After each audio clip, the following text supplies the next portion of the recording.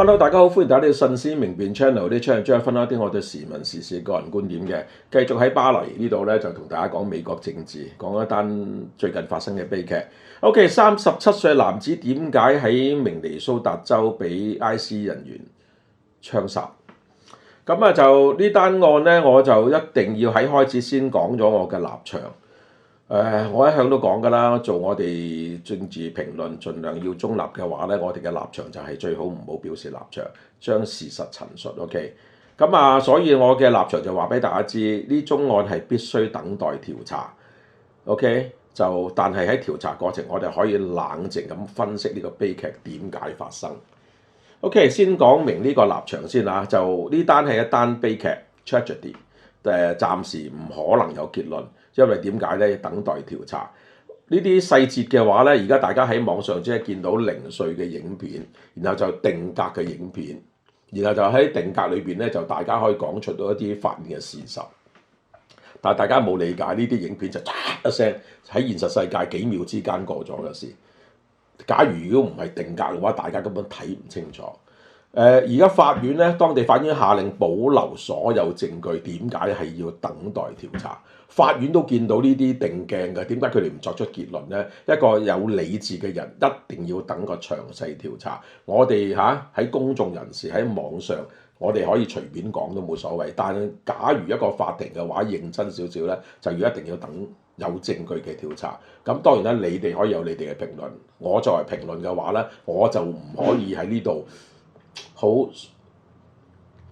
即係不理證據地提前俾咗一個答案出嚟，因為呢個答案只係一個個人判斷。OK， 任何人包括我都冇資格代表法庭呢個正式調查。咁啊，但係問題咧，我都唔係唔可以講嘅，我可以講3樣嘢俾大家知喺3個方向嗰度。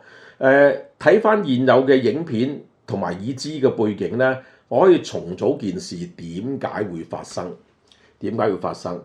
咁啊，另外嘅話，我可以同大家解釋下，究竟呢個風險點解一層一層一層咁推高，同埋分析呢個美國帶槍嘅合法權利同埋高風險之間嘅差別，係咪佢喺合法帶槍就可以帶槍喺呢啲場合出現呢？而係冇後果呢？我同大家講呢樣嘢，我唔想定性，我唔想落判斷，但係我想同大家分析下個一層一層係點樣發生。OK， 首先我講下佢點解現場先。嗱，我唔係話佢唔喺現場就唔會發生呢啲嘢。咁確實唔喺現場就唔會發生嘅。你唔買六合彩你就唔會中嘅。OK， 你唔跑車你就唔會有車牌嘅。因為唔去到現場你就唔會發生嗰啲事。確實呢啲咧係人都識講㗎啦。但係問題我只係想同大家講佢點解導致佢喺現場啫。OK， 咁啊，所以評論任何嘢都唔可以將嗰啲背景抽空㗎嘛。呢個37歲呢個都算年輕人啦。點解佢喺現場嗰度喺呢件事件嗰度出現咗咧 ？OK， 較早時呢個 Winnie Wood 嘅事件咧，使到當地嗰個反對 ICE 嘅氣氛咧極度高漲。原先唔係咁積極上街阻止 ICE 人員嘅人都出咗嚟。情緒相當高漲，示威人數不停增加，以前冇嚟嘅而家都可以嚟。群眾開始由表達不滿，更加多群眾，即係原先淨係表達不滿嗰班，唔使職業受過訓練，唔使職業嗰啲係咩？即係唔使係有組織佢哋出嚟追 ICE， 就算普通群眾都可能由表達不滿變咗實際參與阻止 ICE 執法。佢哋係唔係經驗唔夠？佢哋唔知嗰個風險喺邊度。以前就用 SUV 做 ICE， 佢一嚟嘅就糾纏一輪就走就冇事嘅。結果 Winnie Wood 就出現咗有 ICE 人員喺個車前面，佢都開車走，呢個就相當導致悲劇發生啦嚇。咁呢個係即係有啲人係唔知道個風險喺邊度，自己以為自己有權做一樣嘢，就誤墮咗一個相當高風險嘅處境嗰度。咁啊，而家咧我唔係講個責任喺邊度，我即係解釋嗰件事點解會發生。咁啊，地方政府不停咁推波助瀾，將 ICE 講成為納粹啊咩魔鬼妖魔化，描繪佢哋係唔道德啊嚇。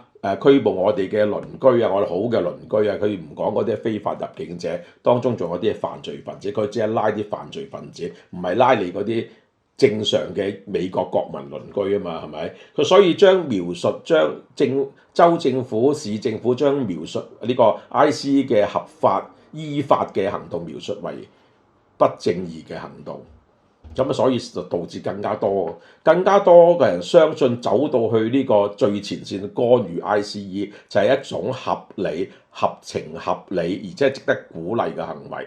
所以喺咁嘅背景底下，更加多人出嚟干預 ICE。OK，第二樣嘢我想同大家講啦，拍攝行為有啲人話喂，佢只係攞部手機拍攝啫。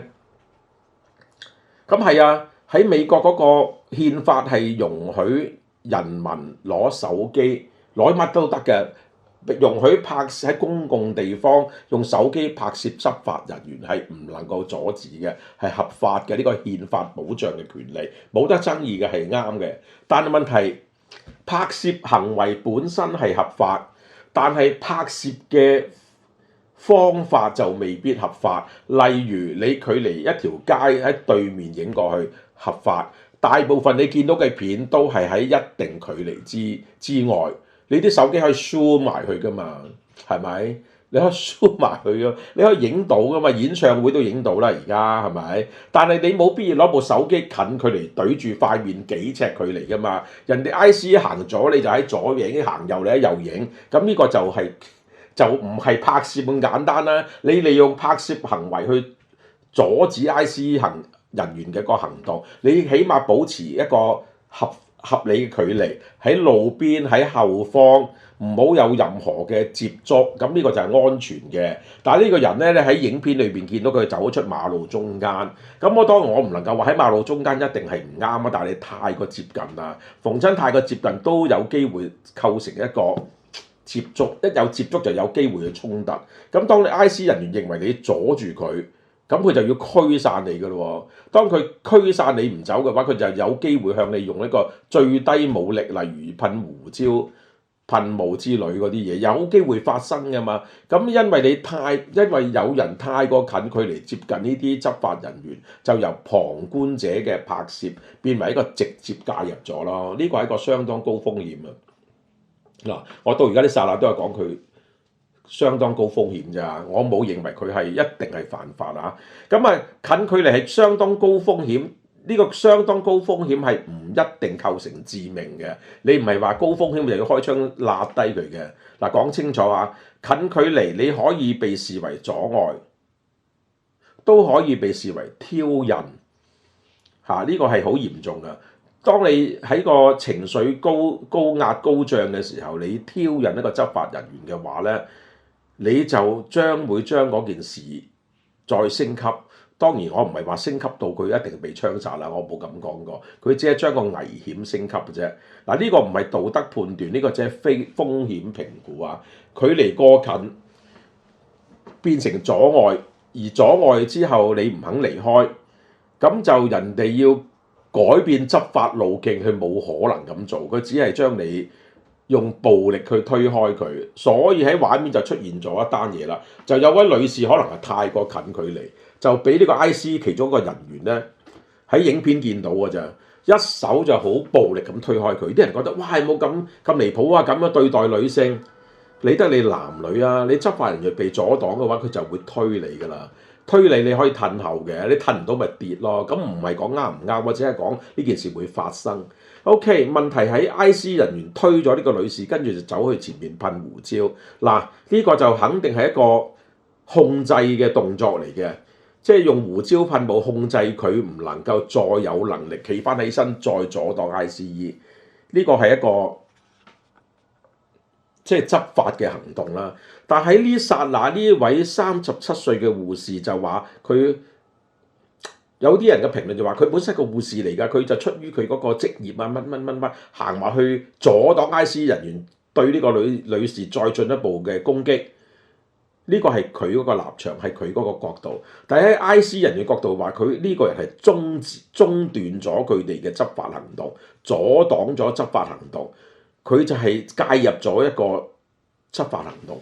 所以佢就會成為一個 ICE 執法人員，要繼續即係會轉移向呢個做架樑嘅人採取一個制止嘅行動。當然呢個都唔係要致命啦嚇。當然呢，佢本身係出於善心，可能係去幫助其他人。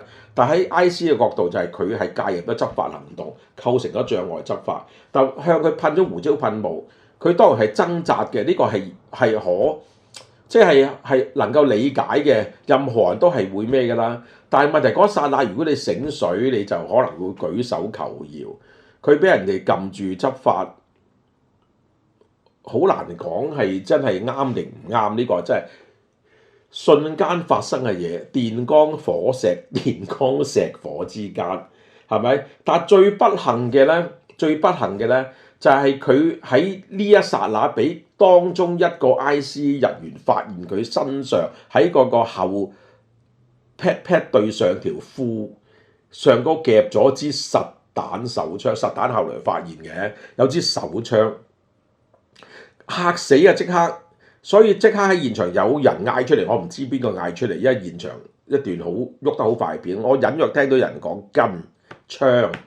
即係當佢發現槍就驚叫啊！哇！呢單嘢行埋嚟做干擾嘅人係荷槍實彈嘅喎，佢有支槍喺度，佢就驚啊！呢剎那呢個性質完全變咗，即係一個介入 IC 執法嘅人，佢竟然係持有致命武器喺身上高，所以佢一定係警覺嘅。成紮 IC 成紮執法人員，佢哋即刻就神經扯行晒。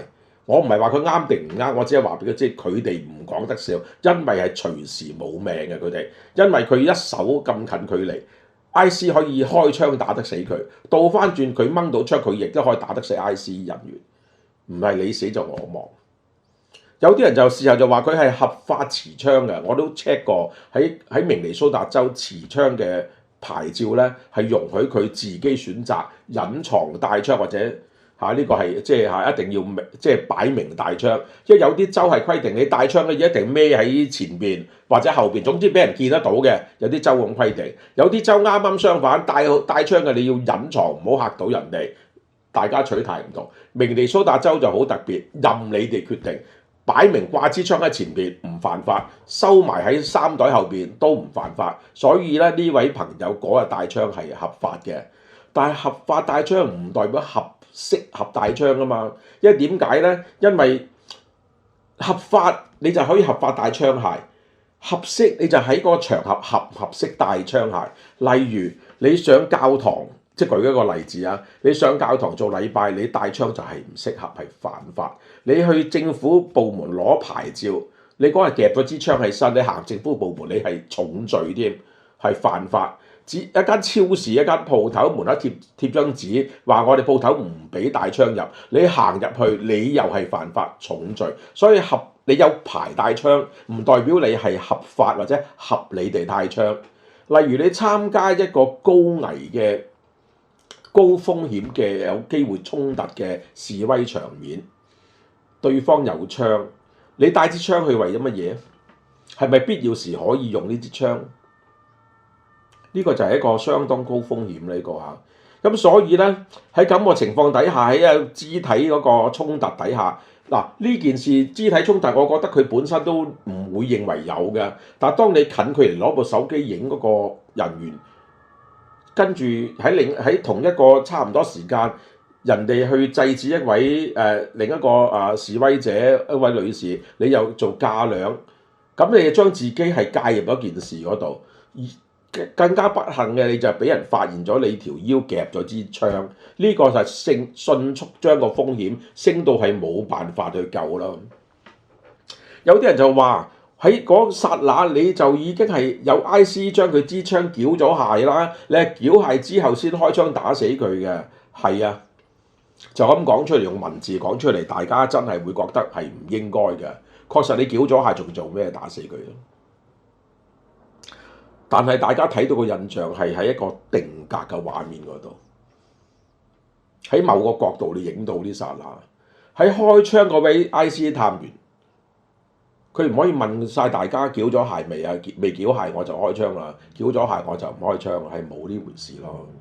等於香港較早時發生一單持刀挾持一個路人，兩個警察分別開槍打死咗嗰個人。咁有啲人就質問，有記者質問：開一槍咪夠咯？點解開兩槍？兩個警察嚟㗎嘛，獨立判斷。所以呢單嘢都係㗎。IC 人員 A 掹咗支槍 ，IC 人員 B 嗰剎那就開咗槍，0點幾秒之間，好不幸咯。我覺得係好不幸咯。就算嗰剎那掹咗槍，坦白講，有槍牌唔代表佢淨係帶一支槍㗎嘛。繳咗械唔代表佢仲冇第二支槍㗎嘛，係唔知嘅。總之佢將個風險升到咁高，所以就跟住落嚟嗰啲不幸就不幸地發生咗啦。執法人員唔可以假設掹咗支槍出嚟就解除風險，冇辦法。喺美國就真係要逢親高風險嘅人士，真係要將你徹底將你控制咗，即係打死咗。重創你先至叫做解除風險，喺美國就係咁樣，所以我都唔敢去美國，真係冇辦法啦。其實大家而家嘅判斷就喺網上見啲慢鏡重播，你見到佢掹支槍定鏡俾你睇，然後就一格格俾你睇，0.3秒、0.2秒發生嘅事，但係喺嗰個執法人員當中就喺 within seconds。喺秒間嘅決定，瞬間嘅決定，佢呢個決定可能係唔準確，但係佢係要咁決定。支槍就好清楚擺咗喺後褲後邊 ，IC 人員一手就掹咗出嚟，代表咩意思啊？冇槍袋可能。倒翻轉要掹槍嘅人都係一手就掹到出嚟，好高風險啊！即係話佢自己都可以一手掹到出嚟，所以係相當危險。OK 嗱，我就覺得呢單嘢咧，由頭到尾我都講㗎啦，一開始都講咗㗎，必須交俾司法去程序去審判或者調查啦嚇。即係呢單嘢係太多問題係要法律嘅乜嘢咁啊，所以呢個而家係要落結論係極不負責任。但係我哋而家只能夠解釋下點解佢呢個高風險，喺任何高風險嘅場合啊，特別係你有機會主動走到執法最前線，你任何人攜帶呢個致命武器，即係槍械或者利刀，都會令件事件迅速升溫。呢單嘢喺美國發生嘅話，美國警察講真咧，你得閒睇下啲美國警匪片啊，喐啲就掹槍㗎啦。你可能唔中意，你可能係唔同意，嗰度係美國就係咁樣，因為美國警察唔掹槍，佢就俾人掹槍打死㗎啦。你睇下警章時刻啊，好多條片啲警察一個疏忽就俾人哋辣低咗㗎啦，2-3個警察都可以俾一支槍打死嘅。呢啲喺美國經常會發生嘅，所以美國一旦俾執法人員覺得佢受到致命武器嘅威脅嘅話，佢第一時間就開槍，好不幸。呢度係美國，好不幸。OK，咁啊，今日就講多咗啦，即係連續拍咗2條片講呢單嘢。總之，有人喪命就係個悲劇，唔應該發生，但係佢發生咗。總之就政治動員、群眾介入、控制缺失、高風險行為、致命武器，一環扣一環，導致最後冇路可走嘅結果發生咗呢單嘢。OK，我睇下有冇時間同大家再講下究竟美國法律點樣睇合理武力有時真係令到大家好唔開心㗎。哇！呢位女士俾人打死咗，點解唔告啊？調查認為喺美國嗰個角度覺得呢單嘢佢哋有合理嘅原因做呢樣嘢，咪唔告咯。美國咁啊，點解呢單嘢點解有啲案件唔係講呢單啊？有啲案件點解警察打死咗個人士，又發覺佢身體上嗰個冇槍冇持槍，你都打死佢又唔告警察嘅？因為警察開槍嗰剎那有合理理由相信佢有槍啊嘛。咁呢個睇下每一單案去傾啦嚇。就算嗰個被打死嘅疑犯事後發現佢冇槍，警察都冇犯法。曾經有案例，1989年應該冇記錯嘅話，點解啊？因為法例講到明，當警察執法者有個人覺得真心相信佢真正受到生命威脅，佢就有權行使致命武器去還擊。OK， 呢度就係美國，冇辦法。OK，拜拜，支持慎思明辨。